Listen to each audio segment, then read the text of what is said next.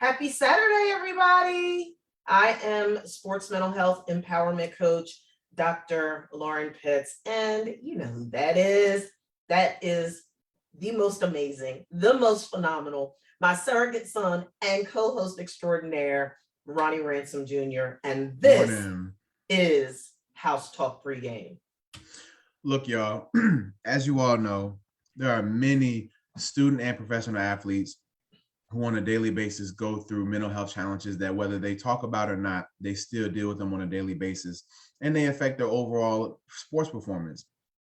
Mental illnesses are a complex problem. They can affect our mental, spiritual, physical, and environmental well-being. So we have this show each week for y'all to bring awareness and bring importance to how important it is to have good mental health.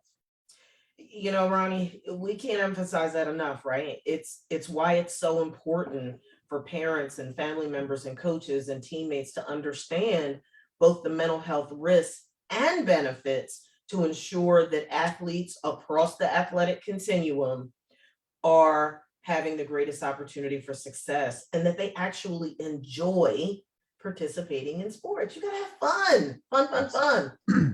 Sports supposed to be fun, and that's what it's all about here at Pregame. Look, guys, we want to educate, empower, support, and positively influence the holistic performance of today's student and professional athletes, their family members, and those who are invested in their athletic, professional, and personal journeys. I know that's right. So look, this is what we're telling you. If you are somebody who struggles to understand mental illness, and a lot of people do, so don't sweat that, and you have compassion for those affected by it, then you're in the right place. Because each week on Pregame, we share powerful, we always put the disclaimer out there, it does get a little raw sometimes, does get raw, but it's albeit raw life, sports, and mental health information needed. It's definitely needed to make well-informed athletic and life-transforming decisions. We also want you to remember something really important, and that's that you can catch us on HSRN, that's Heritage Sports Radio Network, every Saturday at this same time, 11 a.m. We compete against ourselves. This is so cool. And at 10 p.m. on Saturdays, as well as Sundays at 6 p.m. So what we're saying is there's absolutely no excuse to miss this great information, because you can catch us live, you can catch recorded shows 3 different times a week. And here's what we want you to know. This is really, really powerful about HSRN.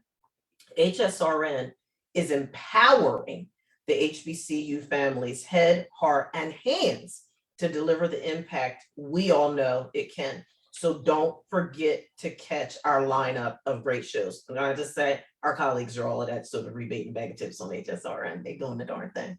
Absolutely. And shout out to all our other colleagues on HSRN. Yeah. Look, y'all.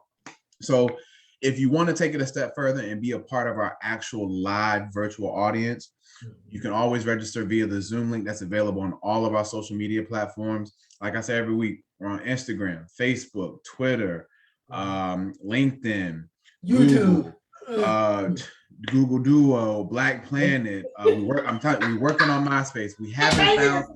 We got to find Tom. Nobody knows where Tom from MySpace is. Like, we got to find him so we can get on MySpace as well. We on TikTok as well. I don't know if we really are or not, but I'm pretty sure we'll get on TikTok eventually.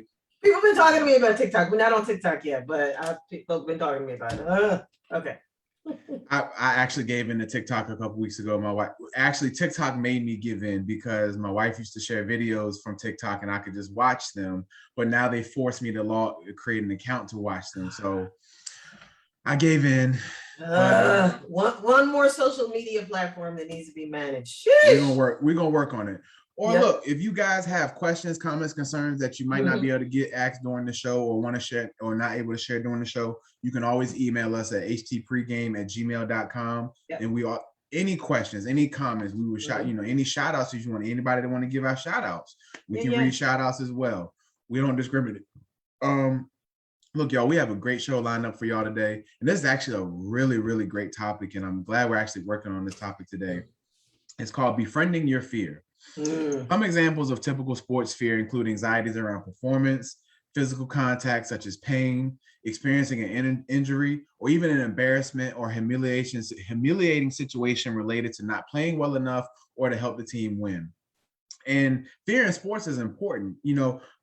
a lot of people think of fear in sports as a weakness or a bad thing, but in all reality, fear can be used as a great tool and a great motivator for a high success and eventually, overall improved performance for all our professional and student athletes listening. So we're going to be talking about the different types of fear, how you can conquer your fear, how you can face your fear, and not let fear drive you in your sports performance.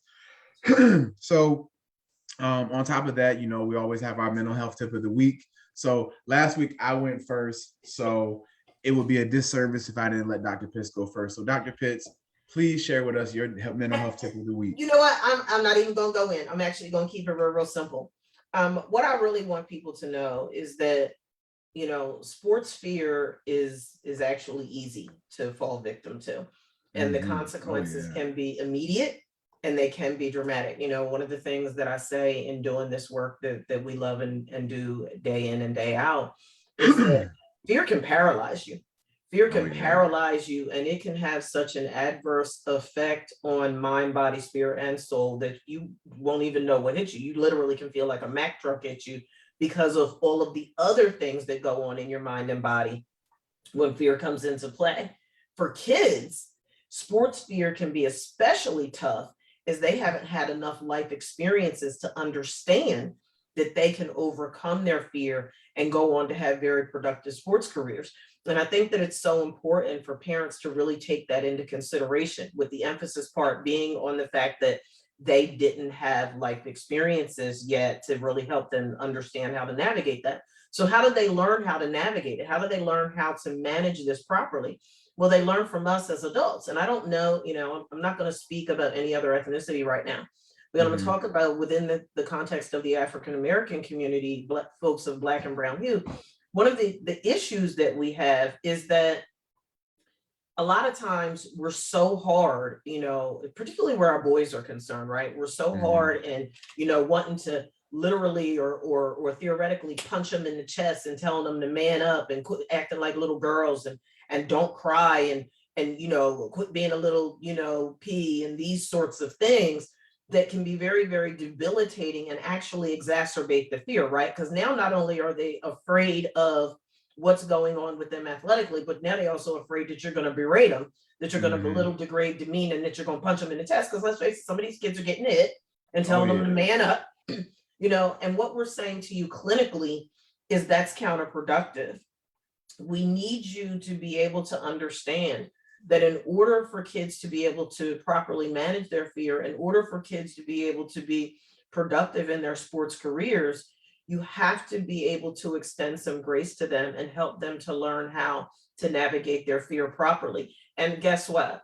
Here's where the adult component is concerned. If you don't know how to navigate your own fear properly, how the heck are you going to help your child navigate their fear properly? So that's where we take a look at that as well with regards to, young adult scholar, adolescent, young adult, and then even getting over into professional sports with adult athletes. It is, a reason why we have to be mindful of this and not make light of it and just default to this aggressive approach to dealing with it. Stop, caving people's chest in verbally and emotionally, whether they be male or female, and telling them to just man up or woman up and get over it.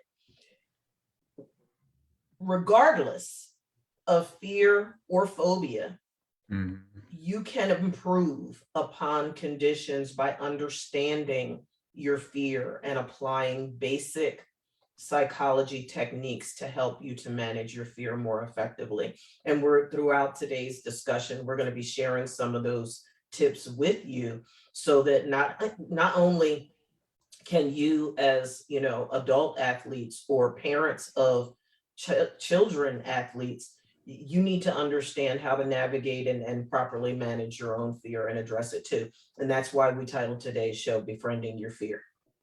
Absolutely. And I can't wait to talk more about some of those tips and things you mentioned in your mental health tip of the week, because they are very important, especially when it comes to you, like you said.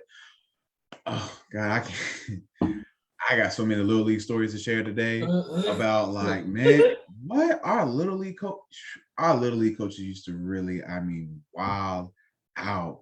Like the stuff we used to have to go through in Little League would definitely be them coaches will be yanked off the field. I promise you. But wouldn't even survive coaching today, would they? Not at all. I mean, just give you an example. Even the ballpark I'm talking about. My senior year of Little League, which was 12, 13 age group, our head coach, like, he smoked cigarettes the entire practice. Like, Everybody got secondhand smoke. piss him off if you wanted to. He in your face. God, what did I tell you about that? You're supposed to be over there. I mean, just going off. I mean, cigarette breath, spit, everything. Just going off. Like, but I mean, who are we to sit there and be like, nah, you tripping, right, coach? These kids nowadays probably would have definitely told him he tripping. And light have swung on him. Oh yeah. So it's like, what definitely. You gonna do is back up out. Look, Lavelle Crawford. And one more thing. You gonna back the clock up out my face. Exactly. These kids nowadays, they built different. They built different. But you made a whole bunch of great points, and I think my mental health tip of the week, and it's really not a tip, but just kind of like just bringing awareness and for something that for our athletes to take into consideration. Fear manifests as regret in sports careers. And what do I mean by that? How many athletes do we know, even if they, whether they was high school, college, or even professional athletes, when you allow fear to dictate how you move on a football field, a basketball court, everything like that, I promise you, the moment you are no longer able to continue that athletic career, regret sets in right then. Because and I was guilty of this too along the ways. I always, like, you can call it naive or just, having, I would call it naive. I wouldn't even say supreme confidence, but naiveness of, oh, well, I will make it to the next level somehow. Like somehow, some way, I know I'll make it to the next level. I'll make sure when I get to the next level, I'll take care of it then. That sounds good. But if you don't take advantage, I used to always hear coaches say, this could be the last time you walk on this field, whether it's practice, game situations, whatever. Leave it all on the field. You hear coaches say that all the time, leave it all on the field, leave it all on the field, leave it all on the field. For me, I was just like, well, shoot, I don't want to leave myself on the field too. I want to walk off the field. Yeah. I want to get off the field and, celebrate as well and my accomplishments and whatnot. So even moments like, for example, like when I got to college and things like that, and fear for me when I got to college, and I'll definitely talk about this more, is like, if I messed up a snap during a game, then I literally would spend the rest of the game like, screw blocking. Like, I mean, that's just second nature. I'm over here like, I better not mess up another snap. I got a funny story about my snapping issues my senior year. But yeah, so but fear can manifest regret in an athletic career. And the one thing we know, especially for football players, is once you hang those cleats up and you put them shoulder pads up, granted, they have semi-pro leagues and stuff like that now for people who want to, reminisce on their high school glory days in their late 20s and early 30s. Ain't no way in the world I'm doing that mess. You got me messed up. Like, what? Ain't no way. I got a former teammate who played in a semi-pro league. He's been playing it ever since he finished playing college football. He asked me, yo, we need a center. Like, yo, you trying to? No. Stop calling me. No. Now, NFL teams, if you're listening, I'm 28 years old. I'm still about 295-ish, 300. I can bulk up. Give me about 6 months. I can bulk up. I got a couple good quarters in me. A couple. So that's it. I would say use them in the second half only. I got a couple in me if you need. I can snap the ball and block. I can stalemate anybody. It don't matter how big they are. I can stalemate. But anyways, so, once your playing career is over with, all you can think about is like, well, what if I did this? Or what if I'd have done it? And I kid you not, like, one of my biggest regrets in my athletic career is like, if I would have known more about how recruiting really was in high school, I don't think I would have, or even not only if I'd have known more about recruiting and how it necessarily works, and if I would have had more confidence in my playing abilities and playing other positions than positions I was just comfortable in, I think my whole college experience probably would have been entirely different.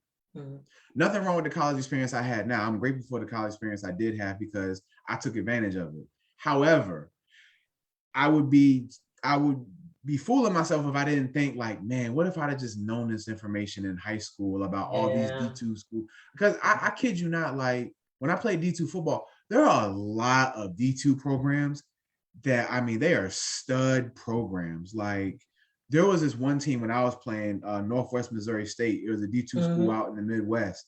I mean, every year, if they weren't in the national championship, they was in the national semifinals or close to. I mean, absolute studs. Like I remember their offensive line one year, their whole offensive line went all conference. Like, I mean, yeah, like, I mean, studs.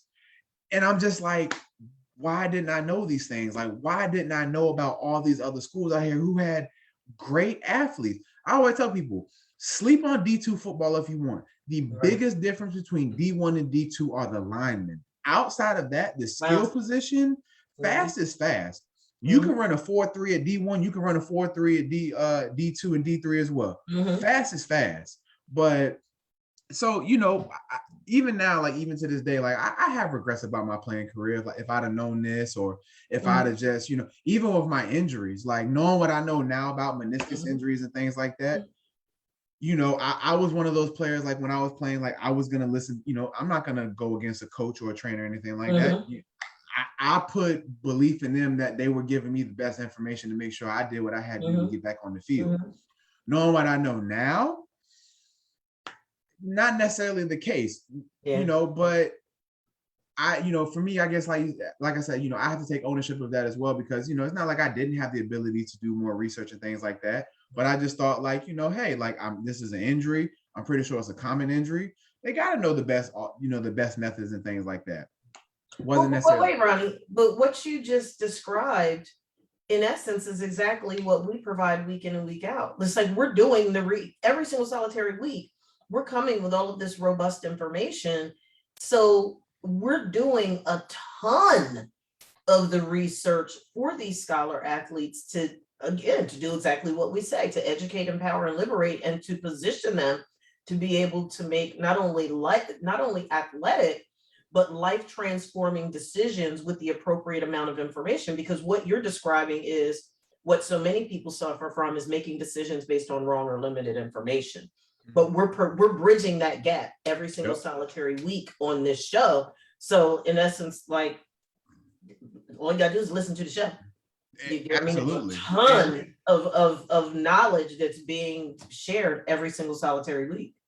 Absolutely. And you know that, and that's why I love that we do this show every week, because it's like there's so many things that I've learned along the ways after playing. There's always, you know, hindsight is always 20/20, what they say. You know, if we had hindsight beforehand, you know, we could make utopia if we wanted to. You know, so, you know, when I think about the things that I know now, I always make it a point, like, you know, when I come across, you know, high school athletes and things like that, I even if they don't ask for it, I share with them all the information I know right then and there. Yeah. Absolutely. Information, just a quarter of it. Things could, like I said, my recruiting process could have been completely different. I might have not have jumped on, you know, Virginia State's opportunity so quickly, because like I said, when I was in high school, my whole idea was just getting a full ride. Didn't care. At that point, I didn't care where I went. When Maryland fell through, I didn't care where I went. I just wanted a full ride. But you know, now that I'm more aware and things like that, I'm just like, dang, if I could have actually really done this recruiting thing and like actually like reached out. I always tell people, hey, look, email 5 to 10 coaches a week. Nice. Do it every week. Even if they don't respond. Most coaches won't respond during the season, partly because they can't, and partly because it's like, you know, you're not the only one responding to them. However, they will go through it eventually, or they will have somebody go through it for them. And if something catches their eye, look, I don't care where you are. Today's athletes have absolutely no excuse for not being seen. They have no excuse. You have so many avenues. Like I literally, when I was in school, we went from DVDs to YouTube. Yeah. But coaches weren't, when I was in high school, coaches weren't trying to look at a YouTube link. They didn't know what YouTube was at that point yet. Now it's like, if you send them a DVD, they can be like, well, what the hell I'm gonna do with this? What DVD player I got in my office now? Right. Funny how times have changed. But so yeah, so you know, for our athletes out there listening, you know, don't let your fears turn into regrets when you finish playing. Because regret sticks with you. And, It you know, does. especially for me, I hold sports near and dear to my heart, and football, you know, is and will always be one of my first loves. So, Yeah. you know, when I think about football, I mean, it's natural for us to always have regrets as people, whether we're athletes or not. Regrets are a natural thing, and so, you know, that's why you always hear people say, enjoy the moment, because this Yeah. moment may not ever happen again. Don't worry about the past. Painful. Yeah, you know, so don't let fear of failure or fear of not being good enough in sports turn into regret of, dang, Yeah. I actually was good enough. Maybe I should have tried this, or Yeah. dang, I actually knew what I was doing. Maybe I should have tricked myself into failing it back then, or, you know, thinking I was gonna fail. Don't let that happen. Yeah. I'm gonna give more on that later on in the show. It's actually an exercise that I do with my clients around fear that I hope that when I share it, it will not only illustrate for people the impact of the the limitations that one experiences if they live in fear. But I'm going to illuminate that a bit and really sort of expound on that a little bit. I want to highlight the classics that are going on. Actually, there's quite a few. We got on the schedule today. Yeah. So, is it just a coinky dink that Jackson Uh-oh. State getting so much press? Is it a coincidence, Ron? Hey. So we have Jackson State versus Delta State. That game is being played and at the Veterans Memorial Stadium in Jackson, Mississippi. That's the W.C. Gordon Classic and Soul-filled weekend. The Kentucky State versus Benedict is being played at Lucas Oil Field, which is where the Indianapolis Colts play. Yep. Okay. Hey, Benedict got a long drive. Jeez, yep, that's the Circle City Classic. That's it. For whatever reason, the game time for the Jackson State game is not posted, but the Kentucky Benedict game is at 3 p.m. Eastern time. Then we have Alabama A&M versus Tuskegee. That should be a real good one. That's being played in Mobile, Alabama at the Ladd Peebles Stadium at 4 p.m. Central Time. That's the Gulf Coast Challenge. Then we have Grambling State versus Prairie View. That's actually right here. I actually wanted us to televise to do this game live, but COVID and everything else just didn't play out that way. We can't have you out in public with the baby and stuff. But Grambling State versus Prairie View A&M is actually being played at 4 p.m. Central Time right in Dallas. That's the State Fair Classic. And then tomorrow we have Southern versus Mississippi Valley State. That's being played in Jackson, Mississippi at the Veterans Memorial Stadium at 2 p.m. Central Time. That's the Delta Bayou Classic. That is being aired on ESPN Plus. That is our classic lineup for HBCUs today, folks. Shout out to Kentucky State, the thoroughbreds of the Kentucky State University. I have a grievance with y'all. I'm gonna air out on air real quick because back into now, granted, karma. I'm a heavy believer in karma, so this, I guess, this is our karma. So we played Kentucky State in 2013. We came out victorious. But for those who don't know, so the distance between Virginia State and Kentucky State driving wise, give or take 10, 11 hours. Oh, what? Is that far? Yeah. That doesn't seem like that would be that far. You would think so. But on the Kentucky State on the western coast of Kentucky, is that why? It's on the opposite side from Virginia. Yeah. Okay. Like that seems like a long time. Go ahead. Yeah. So, we played the game at 4:00, when it came to us. So when we had got our schedule for the 2014 season, I knew we were going to have to go to them. And I wasn't looking forward to that trip because, bus rides with a whole bunch of 18, 19-year-old boys on a charter bus, hey, they're trying. Moms out there listening, you do a great job of reminding your sons to practice good hygiene. But hey, look, when they get on their own, it takes a while. They don't have that constant ear in their voice every single day. So for some folks, it just takes a while. So, we get the schedule, and sure enough, Dr. Pitts, Kentucky State, game 3, 4 p.m. Man, we didn't finish the game till about 7:30. Didn't get on the buses to leave till about 9. We didn't get back here till about, I think, maybe 6:37 the next morning. Like, so Kentucky State, y'all gotta treat the Trojans a little bit better than that next time we come across paths. Cause that bus ride is disrespectful. Like, that's a long ways. What's the middle ground? Why couldn't y'all play at a stadium somewhere in the middle? You know what's crazy? I'm glad you mentioned that. You know what's crazy? So on the way there, so anytime we had an away game, if it was far enough, we would leave the day before. So on our way to Kentucky State, we stopped in Charleston, West Virginia at the University of Charleston to practice at their football field. So by the time we got to Kentucky, we didn't have to worry about practicing late in the evening or anything. Funny enough, University of Charleston was a halfway point. And they had an away game that weekend, of all things. And y'all, you know what? They're going to stop that. Yeah, that's the meat. And I mean, even you see it with the classics. It's like a lot of the classics are not played at either team's stadium. They're played someplace else, which makes now we did know. So we did play. So when we played Kentucky State, I don't know. I can't remember what the classic game was. It was some type. It was I ain't gonna lie to you. They probably created it that year. To be honest with you, because hey, look. I remember we got a trophy for the game, but I don't remember what the classic was. I swear to you, I promise they made that classic up that year, probably that day before the game, and made the trophy. But also, quick shout out to Benedict College. I think they're the Tigers. The Tigers of Benedict College. We played them in a classic game at MetLife Stadium my junior year in 2013. It was the New York Urban League Classic. Okay. We did not beat them though, so it was kind of a bittersweet moment. However, MetLife Stadium. Have you ever been to MetLife? I have. Oh my God, man. To play on that. Hey, look, folks, I'm gonna tell y'all this right now. I will never play on the NFL field in my life as an NFL player, but the one time I got to play on an NFL field as a college athlete, and you know, in MetLife Stadium, they got the big 4 jumbotron screens in each corner of the stadium. Dr. Pitts, I'm gonna let you know right now. I have a confession to make.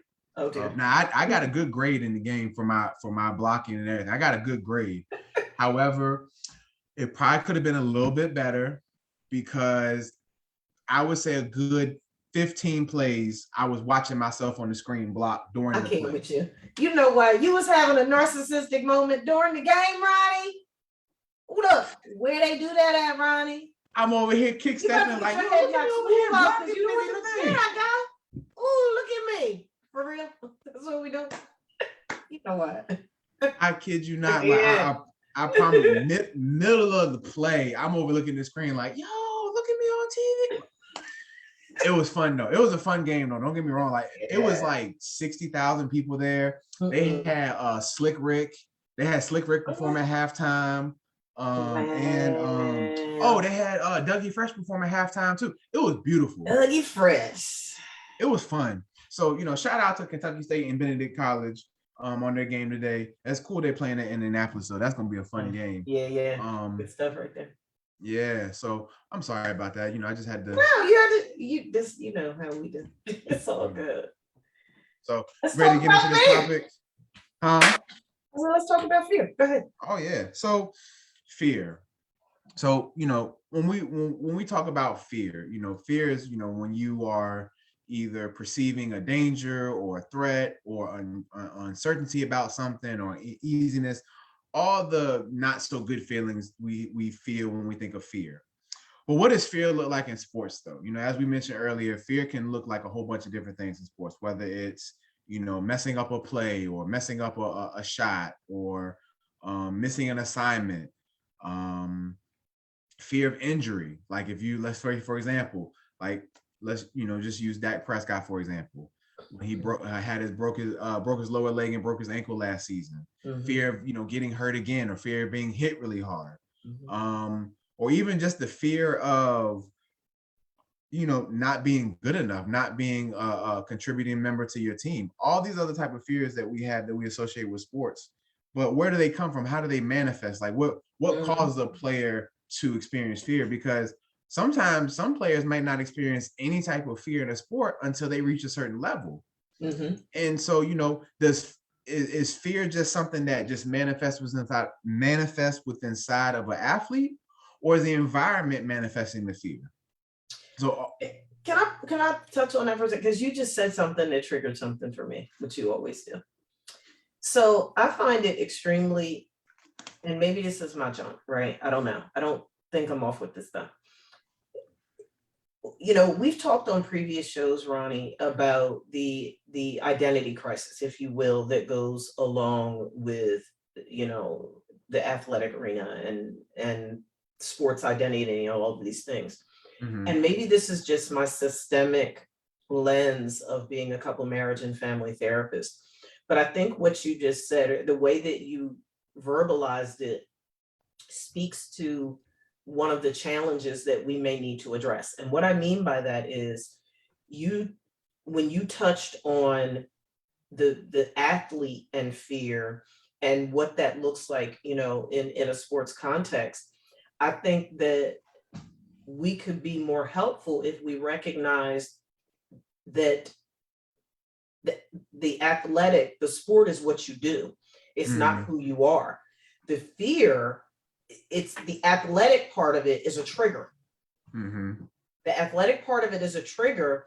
It's the human being that, oh, by the way, identifies as a scholar athlete, that the realm of sport, particularly competitive, is serving as a trigger to the human being that is bringing forth fear. That was just my aha moment as you were talking.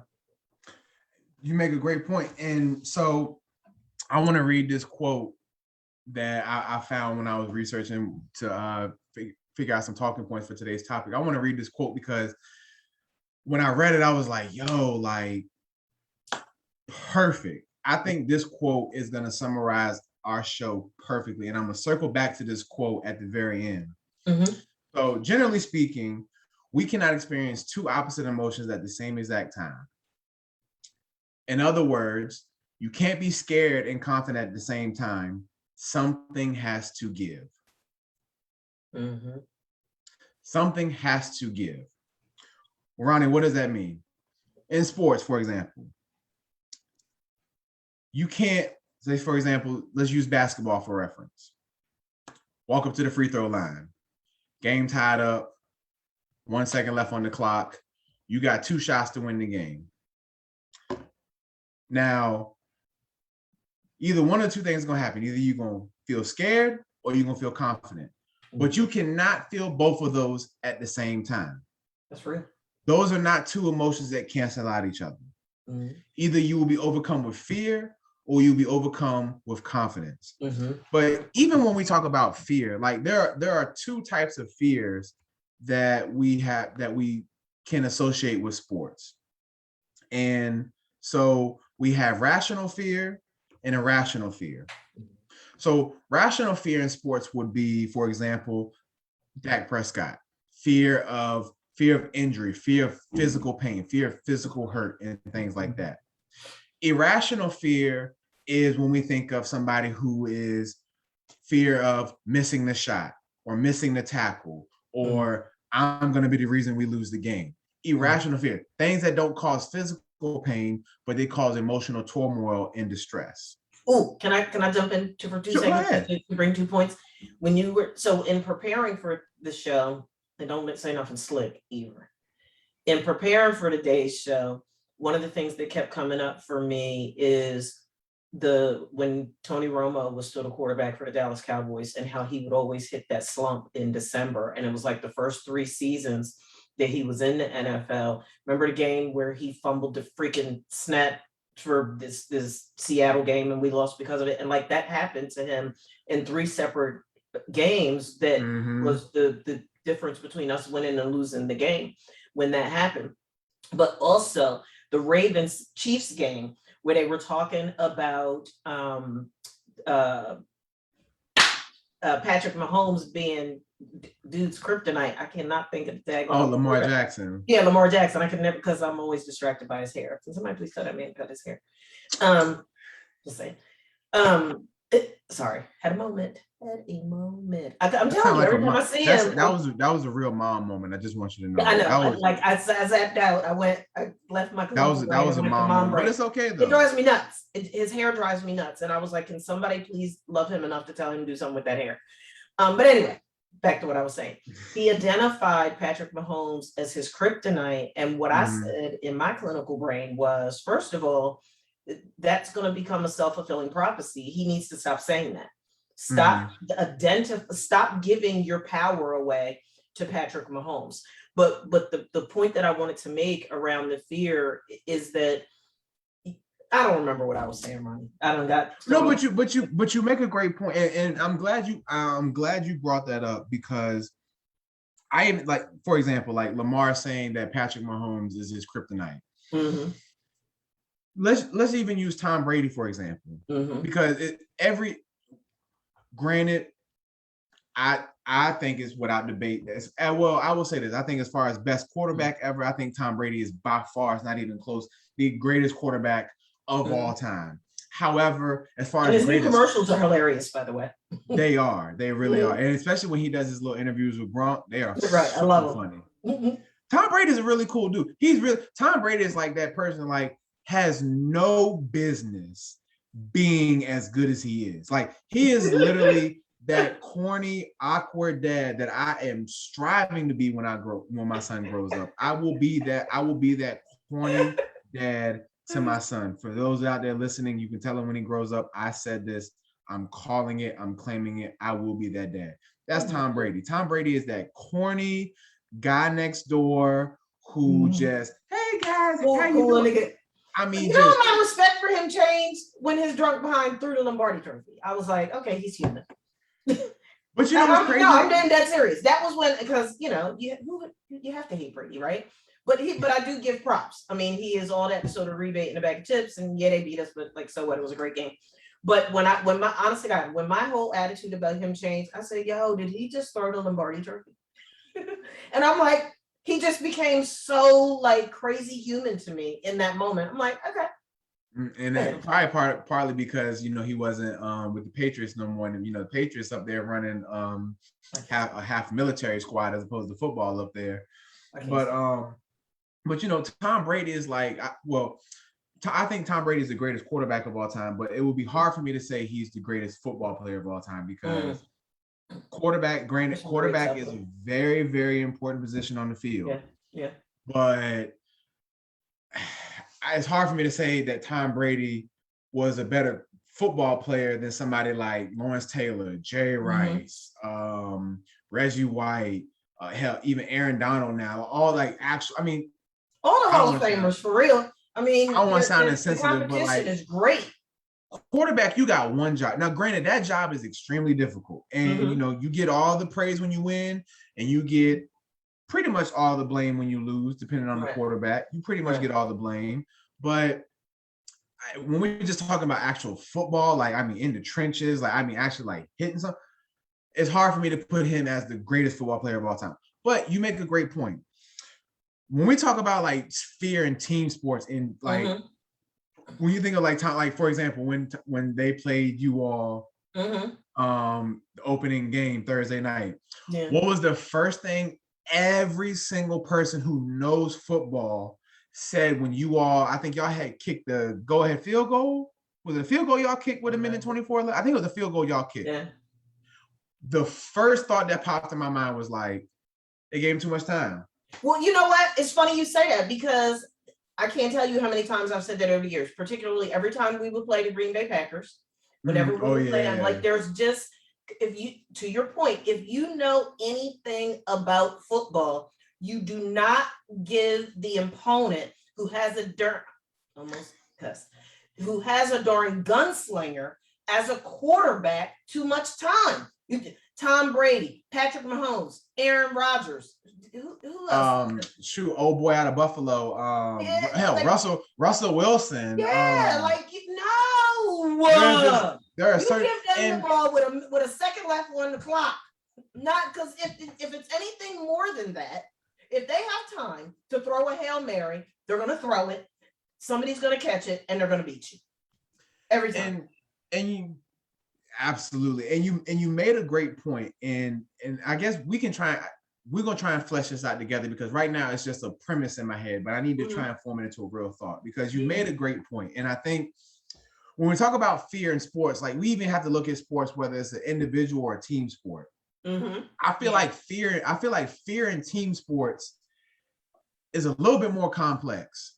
And I think it gets, the higher you go up, the more complex it gets. Like fear at the college level is a lot more different for a team sport than fear at a professional level for team sports. And I'm gonna try and hope this makes sense as I say it. Work with me on this, people. You know, y'all know I'm simple, so work with me. All right, work with me. So I got your back.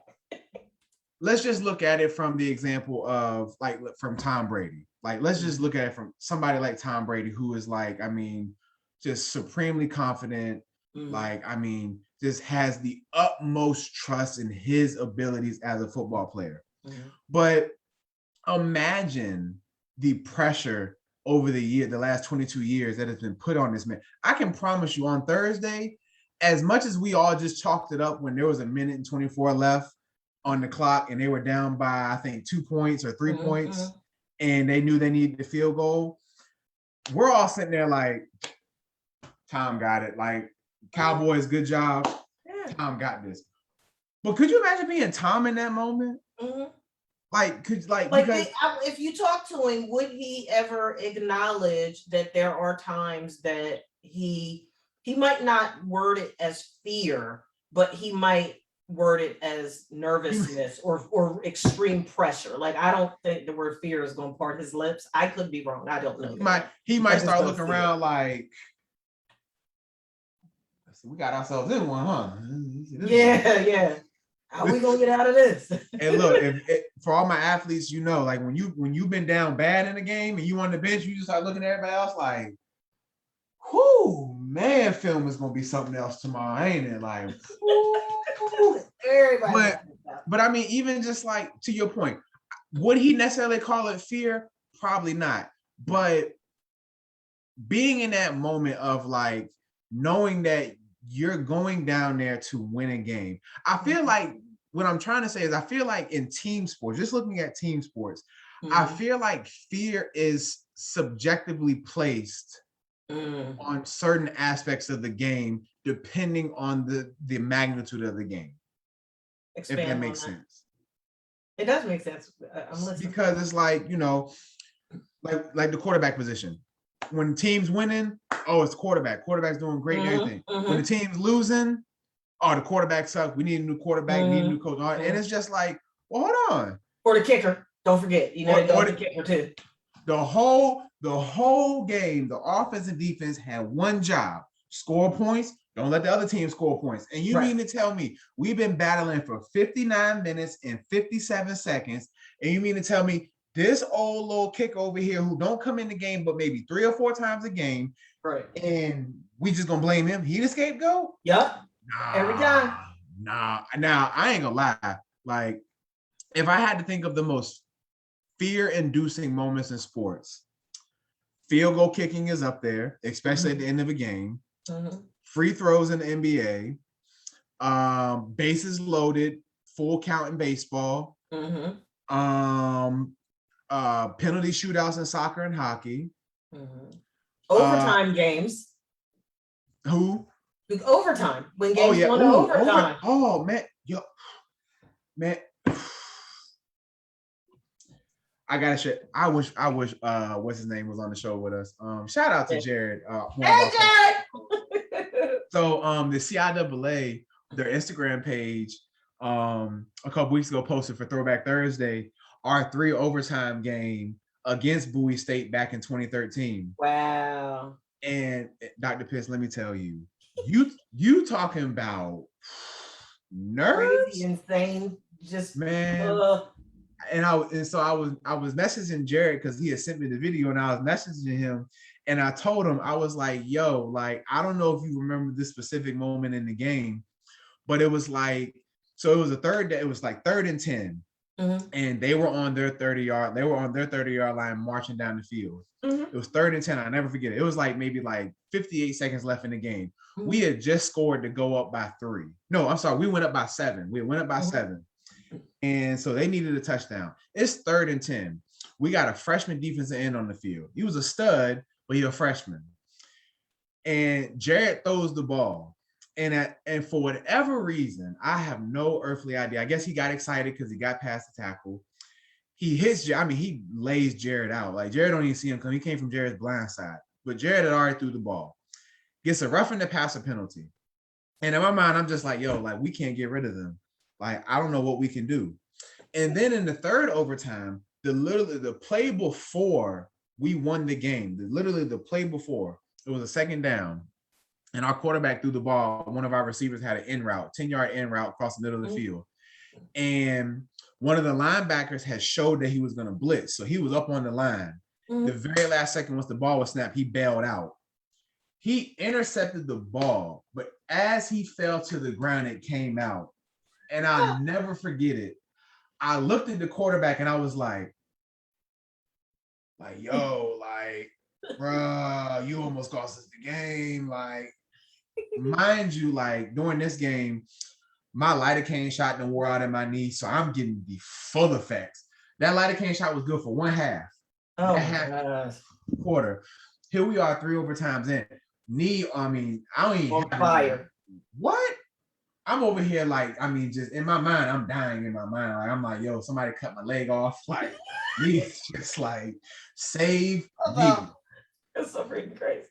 But like, I'm not gonna lie to you, like, overtime games, I'm glad you mentioned that. I don't know why I didn't think of that, but overtime, like that, I will tell you this though.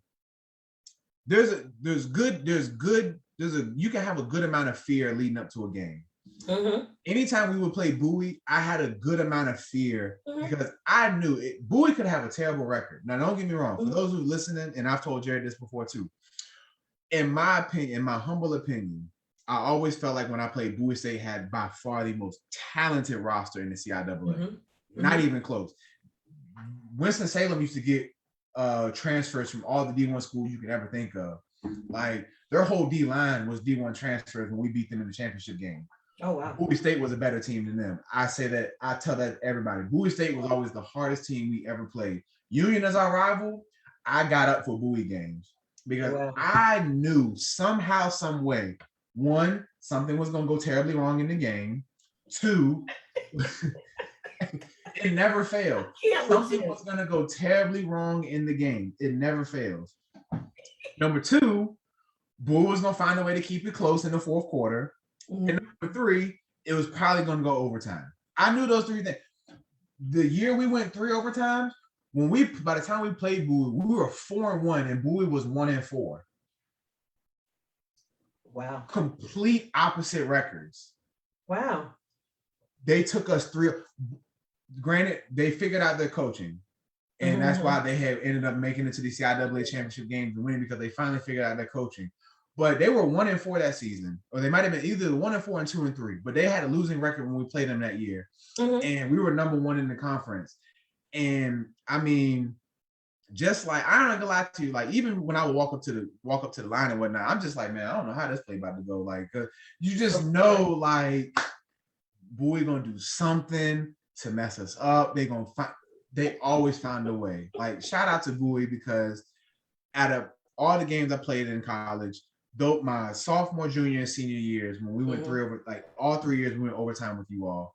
Like, some of my most fond memories of games. Hell, that wasn't even the best overtime game we played against Bowie. I don't know if Jared might have not been there. I'm gonna tell the story real quick. My sophomore year, we were playing them. We were down by 2 touchdowns with 5 minutes left in the game. It was their homecoming. They had like 20,000 people on their sideline. Just violent. We come back and tie the game up. You can hear a pin drop in that stadium. We go in the first overtime, end up scoring. They score. Second overtime, we hold them to a field goal.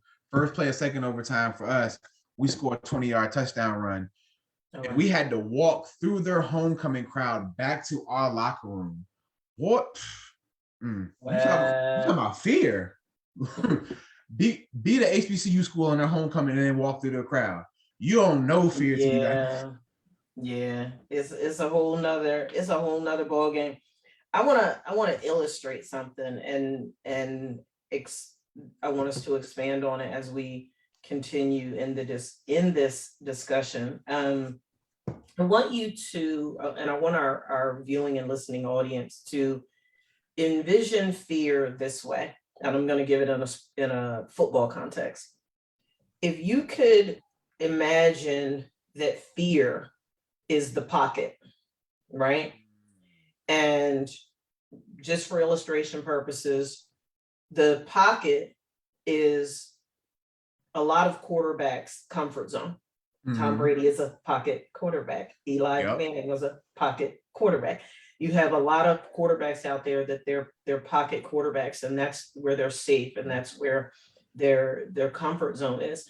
But there's also an exorbitant amount of discomfort in the comfort zone. Hence, when the blitz is coming, hence when you got D-Law coming for that neck, and you know that you're playing those teams who have linemen that are notorious for lighting that quarterback up. That perimeter of the pocket is your fear. That's where your fear goes. And the rest of the field is where all of the possibilities lie for you to not only win the game, but to also, break records, to also get yourself in a position to go to be a Pro Bowl pick, to also be in a position to go to the playoffs and to go to the Super Bowl and have your shot at the Lombardi. And what I want people to understand is that we all, at some point in time in our lives, athletic involvement or not, we all have a degree of fear.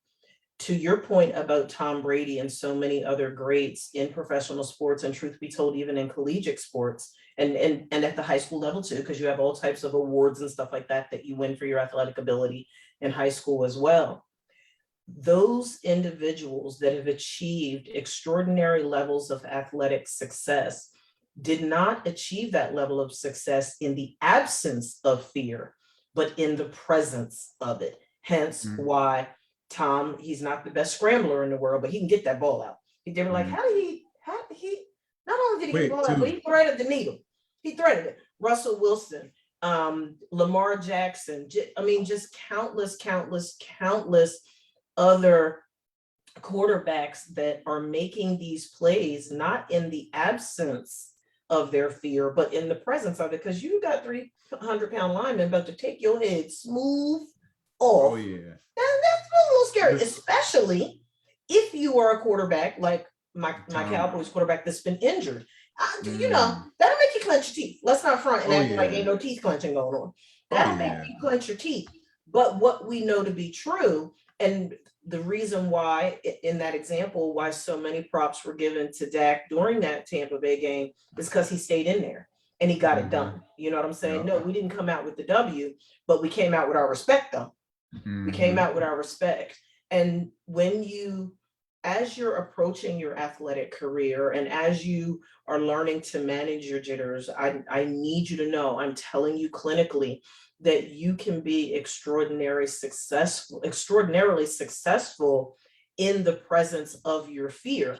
On the other side of your fear is where your eliteness arrives. On the other side of your fear is where your extraordinary self is. On the other side of the fear is where the best athletic version of yourself is. And we want you to know that. And I want you to picture your fear in the context of the pocket in football and what that looks like, because you have to be willing to face your fear. You have to, first and foremost, you got to acknowledge it. Don't run around here fronting and acting like you ain't never been afraid of nothing ever in your life. Acknowledging that you have a fear, which is one of the things that, even though I don't like Lamar Jackson's hair, which is one of the things that I respect and appreciate about him, is that he acknowledged in essence that Patrick Mahomes was his Achilles heel, capital WAS, because what did he do? He confronted it. Yeah. He overcame it, and he got the W. Man, he got the W, but Kansas City, we got to work on the defense. Because what's going to happen is Mahomes is going to mess around and be this generation's version of Aaron Rodgers. Extremely talented, terrible defense, won Super Bowl. Or, matter of fact, he might even be just this generation's Russell Wilson, honestly. Not even Aaron Rodgers. Because Russell Wilson came out the gates firing. Got to the Super Bowl. Next year went back. The dumbest play in sports history. Not football history, sports history. By far the dumbest play ever. Like, whose idea was that? Why did y'all do that? Yeah. Ever. They really made Russell the scapegoat for that, but we know who it was. We know it was Pete and his offensive coordinator. That was the dumbest call. But to your point though, like, well, I didn't mean to cut your point off, but you're fine, go ahead. But to your point about facing your fears and things like that, and I think that number one, that is the most important thing when it comes to fear in sports, because like I said, you cannot have two opposite fears at the same time. You cannot be supremely confident about going into a game and also feeling like, yo, like, what if I go out here and mess up? Has to be one or the other. And so another way to think about facing your fear, and this one I always use this for my clients who have, suffer from anxiety, depending on what their anxiety is. Yeah. I always like to ask them, well, what's the worst thing that can happen? Say that. What? Yeah. You have this fear about something. I'll give you a great example. I use me for example. It's not a sports fear, but it's a fear in general. I don't like roller coasters at all. Won't get on one. You can't pay me to get on one. Can't sell me to get on one. Can't convince me. I don't care if the ride was free. Ain't getting on there. Don't care. Judge your mama. Ain't having it. Don't judge me. Go judge your mama. Don't do that. Ronnie, there used to be a roller coaster. I don't know if it's there. I haven't been to Busch Gardens, Williamsburg in years, but there used to be a roller coaster there called the Big Bad Wolf. And it would swing from it. The track was over it, and it would swing from the track. And I think they tore that down probably within the last. Oh, I think they tore that down. I think they replaced it with something else. But I know exactly what you're talking about. That roller coaster was insane. So they got a new one at Busch Gardens now that I think it has like it gets inverted. It's these new age roller coasters. Anyways, I don't get on them. I don't, partly because I just don't trust them. I just don't, if you ask me. And so what's the worst thing that can happen if I get on a roller coaster? Well, number one, my absolute biggest fear is that I get stuck at the top. Boy, I will lose. I will grow wings. I ain't what? So you're not getting on the Ferris wheel either? Huh? You're not gonna get on the Ferris wheel either? You know what's crazy? Speaking of Ferris wheel, so the one that, if you ever been to the Ferris wheel in Myrtle Beach? No, I've never been to Myrtle Beach. Really? I've only been one time too. I've never been. All right. You can go further south. I ain't never been pressed to go to Myrtle. Yeah, you can go further south. It's nice though. Don't get me wrong. It's like kind of like an old. If you want to get away and not be bothered by people, you can go to Myrtle Beach. It's really nice though. But Myrtle Beach has a Ferris wheel, and I don't like Ferris wheels, but my wife convinced me to get on it, and I was like, all right, whatever. She convinced me to get on it, and I told the dude, I said, yo, do not stop me at the top. Ronnie, that was a license to stop you at the top. You know better than that. And you know what? It was a license for me to mean mug the hell out of him when I got off of there too. I almost wanted to slap taste out of his mouth, but I didn't, people. I didn't. But I wanted to. You knew he was going to do it as soon as you told him not to. You know better than that.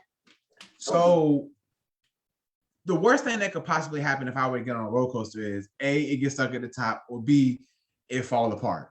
Those are three. So those are the three worst things that can happen. I know those. And so I made the decision that I just not gonna get on them. Okay. Just not gonna get on them. But I always not challenge my clients, but I really, because when people say they have a fear of something, oftentimes we have a fear of something, but we don't necessarily know why or what's motivating that fear. So like, I always ask people, or like they fear something, but they're like, okay, well, so what's the worst thing that can happen by you fearing this? Like, what's the worst thing that can happen? Even in football, for example, okay, for a field goal kicker, your team has instructed you to go out there and kick this field goal to win the game. That is your job as a field goal kicker, is to go out there and kick field goals. But this particular field goal is for the game winner. Like, you will win the game. Matter of fact, let's amplify it. Super Bowl, you go out there, no time left on the clock. You got to kick this field goal to win the game. Cool. No pressure. However, the pressure is, if you miss the field goal, you lose the Super Bowl. If you make it, you win. So what's the worst thing that can happen? We lose the Super Bowl. Okay. All right. Now, Super Bowl is a big deal. However, at the end of it, like we said, and see, this is why I feel like we like to be subjective when we place value on how much we place value on fear-inducing things. Like, in hindsight, if we really, in the grand scheme of things, is the Super Bowl really that important in life? Not at all. Who wins the Super Bowl ain't going to determine if I go to work the next day or not. At least to me, I'm not. Isn't that big of a deal for me? You're not taking off Super Bowl Monday? Nah. Now, my school district, when I was in high school, we did one year though. Even though they gave us a snow day after the Saints beat the Colts in the Super Bowl, it didn't snow at all. But they gave us a snow day because apparently a lot of teachers was out celebrating. They gave us a snow day. That's some craziness. I ain't ask no questions. I just, it was a day out of school. But so for those of you who are are struggling with this, I want you to understand, like, identify what's the worst possible thing that can happen with something that's making you nervous. When we talk about sports, like, let's be real, like, when you're in high school and college, do those games mean something? Absolutely. All these games mean something, but they mean something because we place that value on them as the individual. We place value and importance on these games because what do we know? In college is a billion-dollar business for football. Lots of money is handled, wagered, bet, lost, won off of these games. Yep. However, the scapegoats in all of this are the athletes. Right. Yeah. Same thing with professional sports. Billions of dollars are where the Dallas Cowboys are the most valued French sports franchise in the world. So you can imagine being drafted by the most valued sports franchise in the world and asked to come in there and lead this team to make sure we remain the most valuable and profitable team in the world. Because if you don't, what's the worst thing that can happen? You will lose your job. How about that? Look, and everybody knows that you will find out that Jerry Jones fired you on talk radio on Monday morning. You're like, where? Look, and then you get to the stadium and your parking spot is gone and you can't get through the gate. like that is his MO. Dude, your gate access is denied before you even find out you cut. Like, can't come here. You can't come in, but coach wants your playbook while you're here. Since you're here at the gate, go ahead and hand me your playbook real quick out your bag. I know it's in there. Exactly. I ain't gonna lie, side note, I gotta say this. That is probably one of the funniest lines in anything in life. When that man come tap you on the shoulder talking about, coach want to see you in his office with your playbook. You already know. Goodbye. See ya. Nice. You use that in life too. Jesus tap you on your shoulder. All right, man, I need you to bring your playbook. Come on with me now. Come on. Uh-oh. You up on out of here. Look, but I don't want to go to hell. I don't want to go to hell. What I gotta do? What I gotta do to fix it? I'm sorry. Let me go back. I promise you. I know better. I want to do over. You think you can send me back? I'm going to erase my dash. Hey, you know, it'd be funny. Erase my dash. Hey, what if after we like, so, you know, like after games, like we have to watch film and stuff as athletes and that, right? What if they made you watch film of your life after you pass away? Like, Oh, good God, from something. Negative. I'll pass. Look. and look, My stomach hurt. I can't go to films today. and look, you walk in the room, and you got who is Peter at the gates? Right, Peter's at the gates. Peter's what they always say. Peter's at the gate, at the pearly gates. Hey, look, Peter walk you in the room with the film playing. They take you like, so look, when you was 23, can you walk me through what you was thinking right here? I just need to know, just for clarification. This is not going to determine whether you get in or not. Just walk me through what you was thinking here. Oh, okay, cool. Look, I don't remember. Coach, I don't know. Can you plead the fifth in heaven? On the grounds that I might incriminate myself, I execute the Fifth Amendment of the Constitution. I don't know. Like, look, oh my God. Peter, I don't know what happened. That wasn't me. We switched jerseys. What happened was what had happened was, Coach. See, you called this play, but then we audible. I don't think you heard the audible. That's what happened. You didn't hear the audible. You didn't see when he switched the play at the line of scrimmage. That's why you thought I was supposed to go left, but I went right, Coach. Like, it wasn't my fault. So, oh my goodness. So one of the first things I recommend people is identifying the worst possible outcome for your anxiety or fear. Number 2, visualizing a successful outcome. Yeah. And like Dr. Pitts was hinting at, and this is extremely important because our unconscious mind does not know. See, the funny thing about our minds is our minds are very literal. Extremely literal. Well, hold on, let me back up. Our unconscious mind is very literal. Our conscious mind can add context and make things seem and not distort, false but evidence appearing real. Yeah, but our subconscious mind is very literal. Our subconscious mind can't differentiate between a joke and being serious. Our unconscious mind can't differentiate between being negative and fear. It's all the same thing. And what you feed grows. Exactly. So our unconscious mind, if you tell your unconscious mind that, you know what, I don't think I can do that. I don't think I'm good enough. Your unconscious mind is like, oh, well, they're not good enough. So we're not even gonna worry about even trying to convince them that they're good enough. So, all right, cool. So to Dr. Pitts' take the day off because we ain't good enough no way. And to Dr. Pitts' point about Lamar Jackson talking about Patrick Mahomes being his kryptonite. Another example, like when people look at Tom Brady, like, oh, it's Tom Brady. Like if it's late minute, I don't care how good you are, he's just gonna win. Okay, well, he's just gonna win.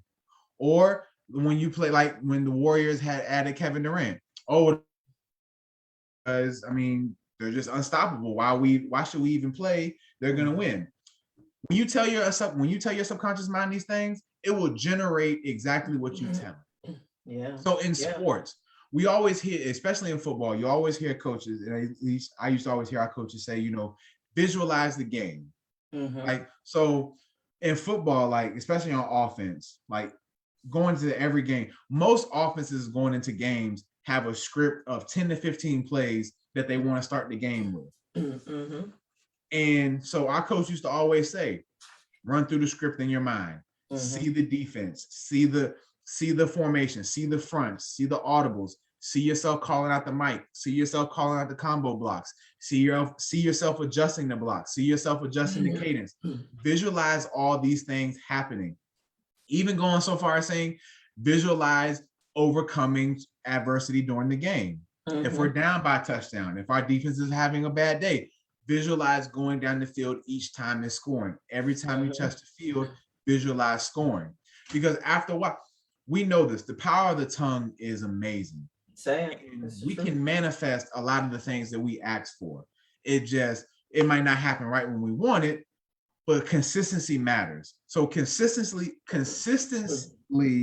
visualizing a successful outcome will at least help you reach that outcome. Now, we know two things to be true. You can be as prepared as you want to, do everything right. We know in sports, you can do everything the right way and it still might not work out for you. That's fine. We call that life. Right. Because nothing is never perfect. So visualize a successful outcome, but also knowing that, look, at the end of the day, especially in team sports, and this is the part I was trying to tie in earlier into my earlier point about the fear of team sports and individual sports. In team sports, is in football, it's 11 people on offense, 11 people on defense. Each individual person has a specific role for that position that they absolutely have to do. If you do not do it, the whole play can mess up. You need 11 people in synchrony for a play to work. Just for a play to work, just for the play to get off without a hitch. You need just 11 people to be in sync at the same time. So even visualizing a successful outcome can be as simple as me making sure that I take the right step on this play. If it's a left inside zone, then I know I have to take a left lead front step. All right. If it's a right outside zone, I know my role as a center is to snap the ball and take a right bucket step. That's my role. My role isn't to snap the ball to myself, drop back in a 5-step drop, look to the left at the first route option, look to the right at the second and third route option to make a decision. That's not my job. My job is to make sure that I snap the ball and get to where I need to get to. That is my role. Don't overcomplicate your role, people. Because when you try and do too much, when you try and be the savior or the hero, you add more pressure and anxiety on yourself, because now you're looking at yourself as, I have to be the savior for this team or for this game.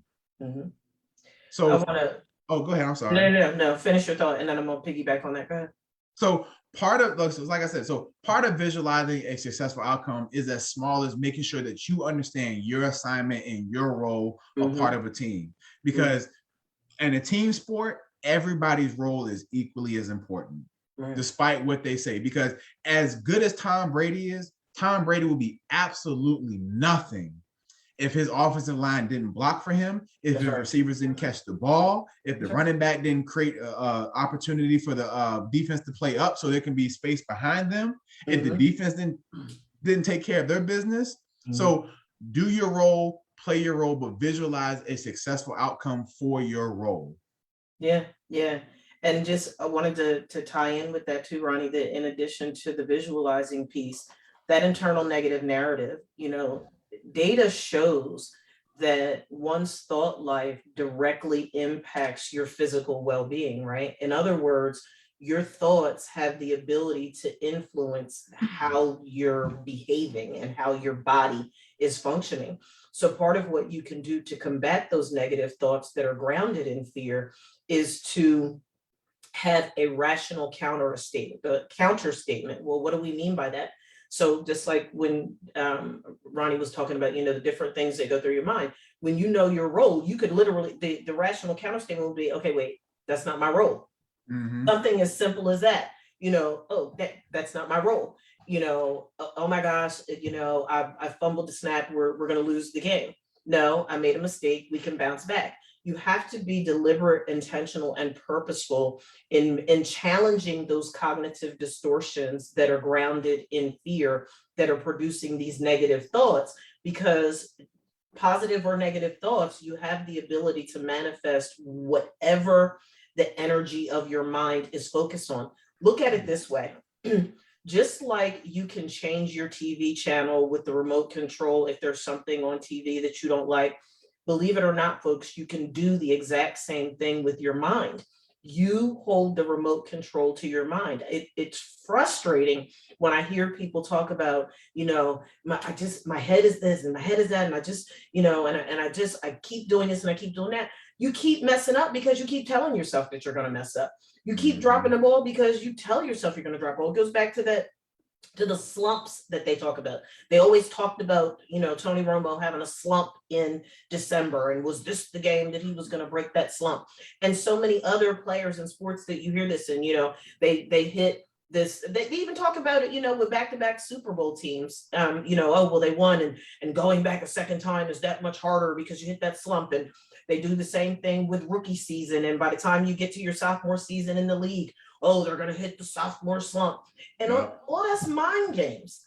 All of that is mind games. You have the ability to counterattack, and I want to use the word attack because literally that's what fear is. Fear is false evidence appearing real, attacking your rational mind and making you believe that something else is going to happen that you actually have no evidence to support. So you have the ability to combat that by putting rational statements in place.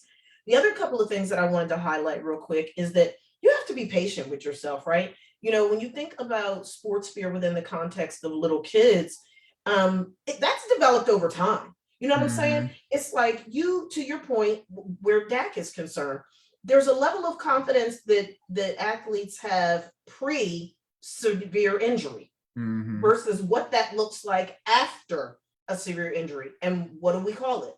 After the injury, we call it, you can tell in some instances that the person is playing scared. I think a great depiction of that is in the movie Just Right with Common and Queen Latifah.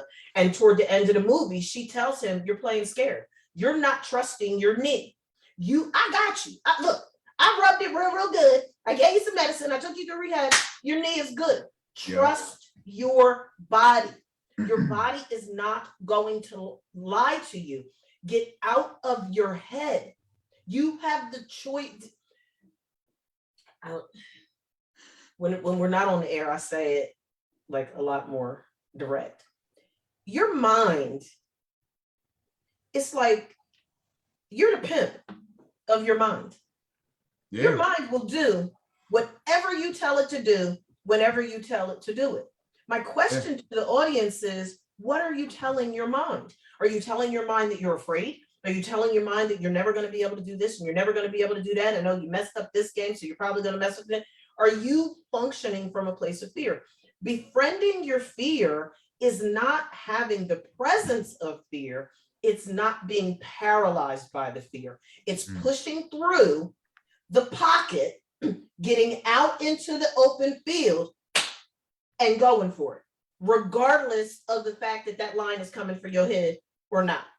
It's going for the possibility, right? And the other thing that I wanted to put on that too, when you think about it, I get really aggravated when I hear, you know, the commentators and all these people kicking quarterbacks' backs in because they throw an interception. Yes, there are quarterbacks out there that are more interception prone, but statistically, doesn't it make sense that the more you throw the darn ball, the more likely you are to throw an interception? Hello?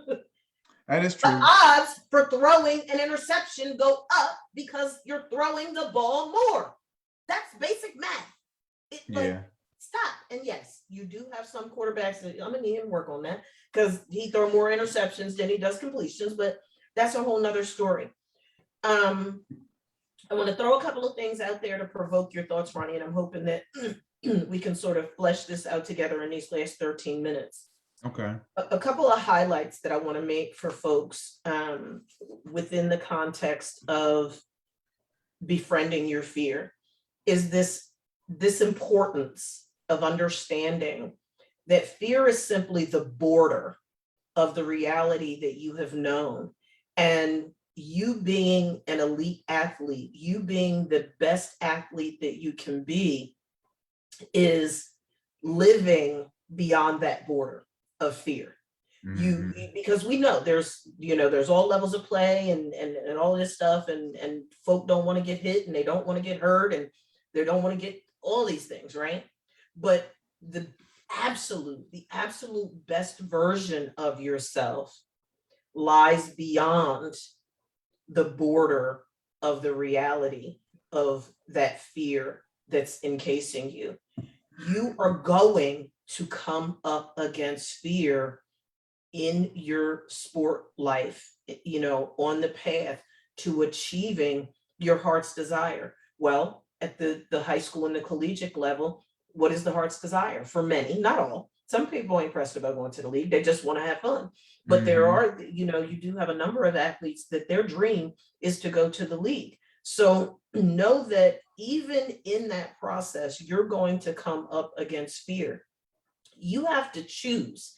It is a conscious decision, Ronnie. You have to choose to succeed in the presence of your fear, not in the absence of it. You have to learn how purposefully, intentionally, and deliberately to take your attention off of your fear, which is false evidence appearing real, and fix your attention on the goal line. You have to.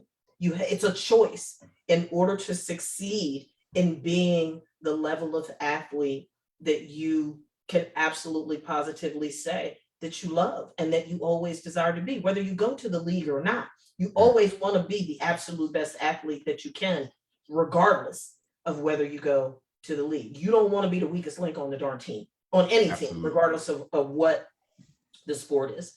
So I just think that it's important for us as we're doing this, that our audience has awareness about their fear and know that it's impossible not to have some fear in their life, and they have to acknowledge it and learn how to befriend it, and advance confidently in their athletic play. I'll share the nuggets. Those are all as we wrap up. And I just want to piggyback off of your last one and kind of this is kind of like one of my last tips as far as like facing your fears and things like that. And this is not only for sports people. This is just for this is as much life advice as it is sports advice. And the last thing I want people to take away from this conversation is let's bend the idea of failure. Because when we have a fear of failure, when we have a fear of not getting the job done, then we already put ourselves in a disadvantage, because soon as something gets hard or as soon as the adversity gets a little bit stronger, in the back of our mind, we're all like, well, I mean, I'm probably gonna fail this anyway. So, I'll fail. Yeah.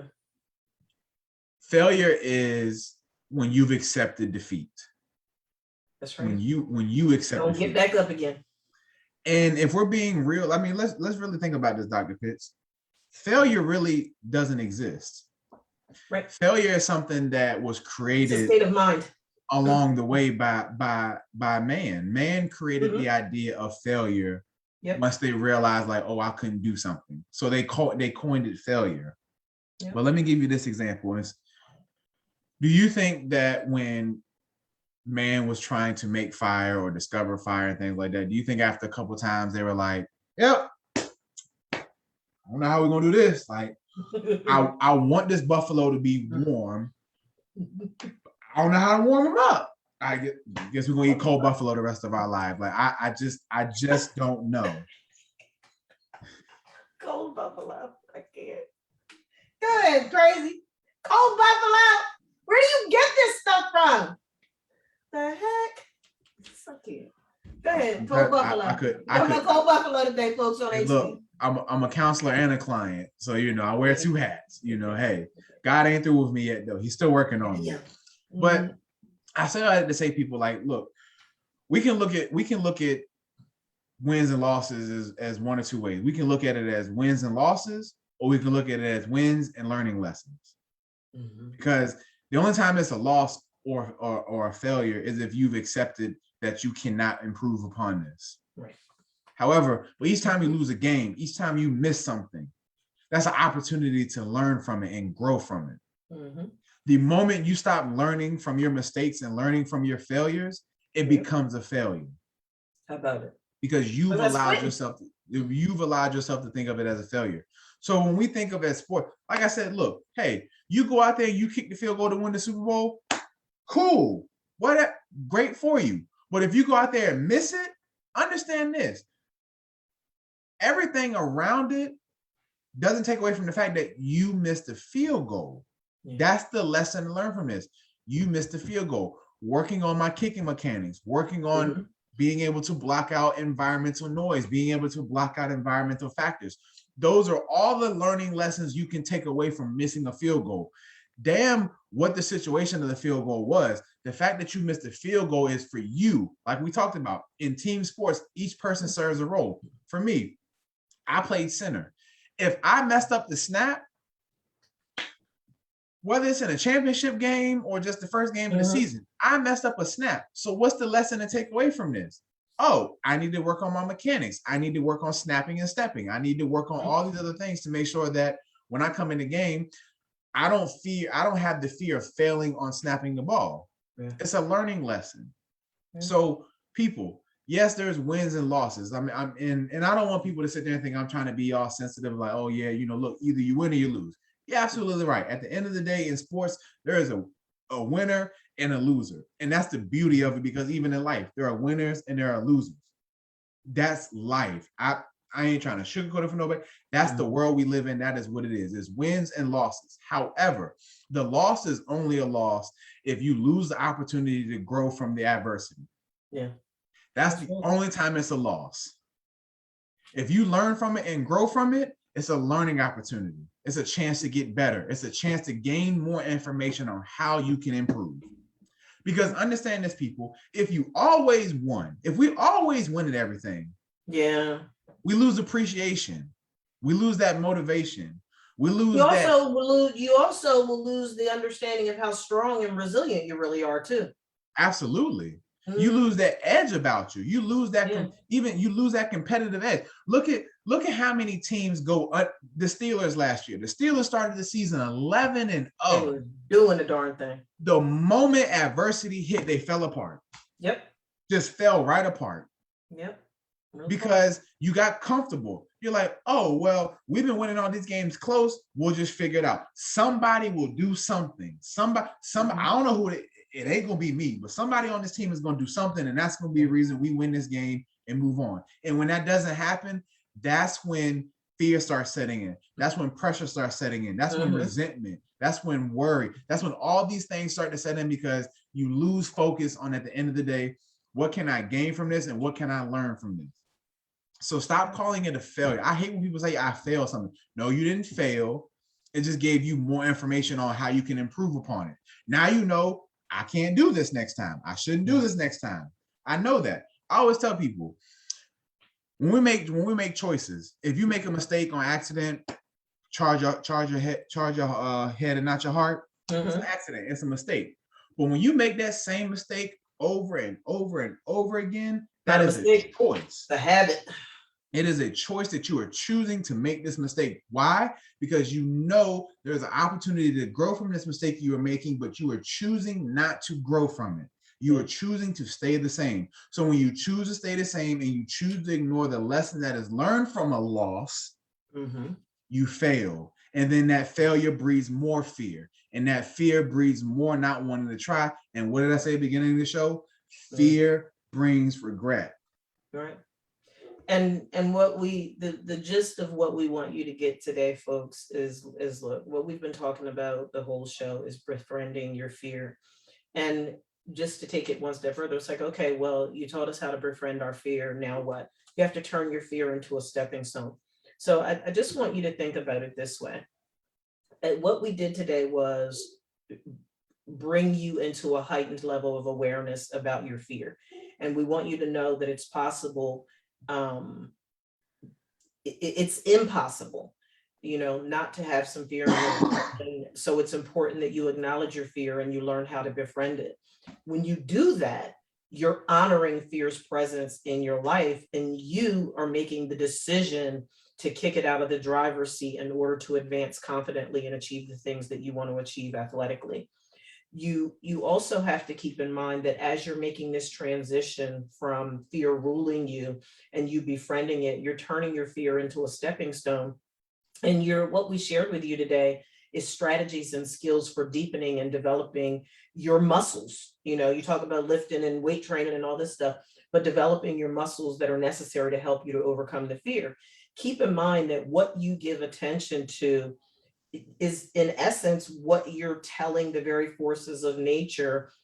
That's your descriptor, right? It's telling the forces of nature that this is what you want to bring unto yourself, and that's really not what you want. So you have to be mindful of your thought life.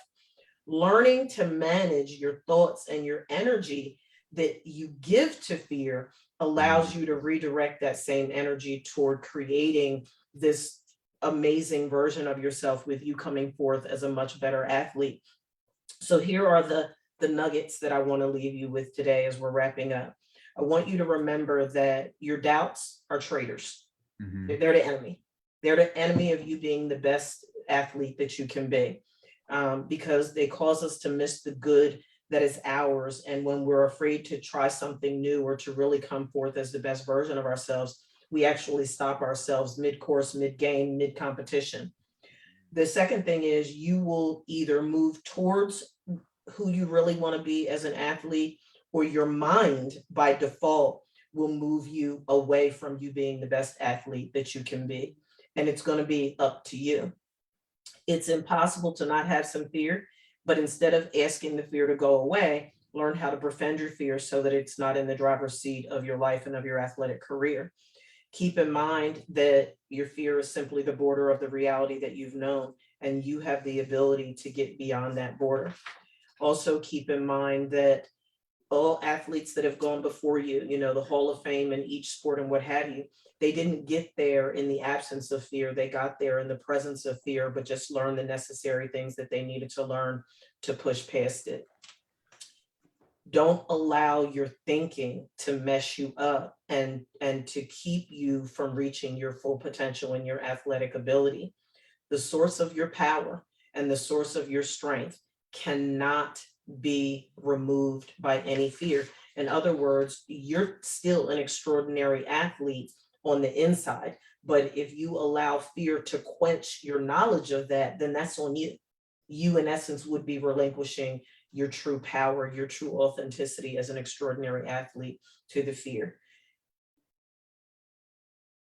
Don't be afraid of making a mistake or of having a perceived failure. Be more afraid of staying in the pocket. And that's what I want to leave you with today. Until now, that's a 10-piece nugget for y'all right there. Shaboom. No size necessary.